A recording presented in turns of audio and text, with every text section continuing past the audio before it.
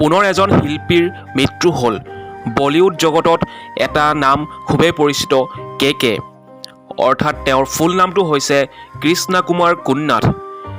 এখন stage programme কৰি থকাৰ অৱস্থাতে তেখেতৰ মৃত্যু হ'ল। 53 বছৰীয়া এইজন জনপ্ৰিয় গায়কে আহিছিল কলিকতালৈ দুদিন প্ৰগ্ৰেম কৰিবৰ কাৰণে আৰু মঙলবাৰে তেওঁ মৃত্যুক সাৱটিবলগীয়া হয়।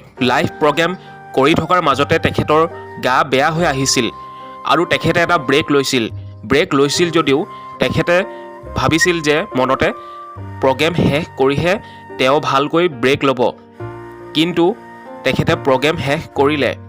কিন্তু প্ৰগ্ৰেম শেষ কৰাৰ লগে লগে জীৱনৰ পৰাও হাৰ মানিবলগীয়া হ'ল। ৰাতি 10টা বজাত কলিকতাৰ CMRI হস্পিটেললৈ নিয়া হয় যদিও ডক্টৰে তেখেতৰ মৃত্যু ৰাস্তাতে হ'ল বুলি ঘোষণা কৰিলে।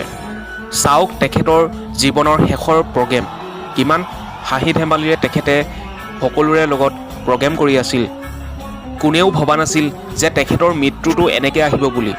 এতিয়া সকলো দেশবাসী স্তব্ধ হৈ পৰিছে। যিহেতু ঘটনাটো ৰাতি সংঘটিত হ'ল, সেইবাবে এতিয়ালৈকে আমি ইয়াৰ একচুৱেল ৰিজনটো অৰ্থাৎ তেখেতৰ কি বেমাৰ হৈছিল সেই বেমাৰটোৰ কথা গম পোৱা নাই। এতিয়া বডি পষ্টমৰ্টম কাৰণে নিয়া হৈছে আৰু অলপ দেৰি পাছতহে আমি সেই ঘটনাৰ মূল কাৰণটো গম পাম আৰু মই যেতিয়াই গম পাম লৈ আহিম আপোনালোকৰ মাজলৈ পুনৰ এটা ভিডিঅ' লৈ।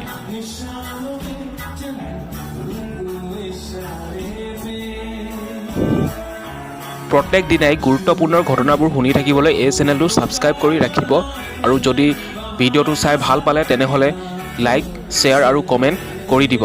ধন্যবাদ ভিডিঅ'টো চোৱাৰ বাবে।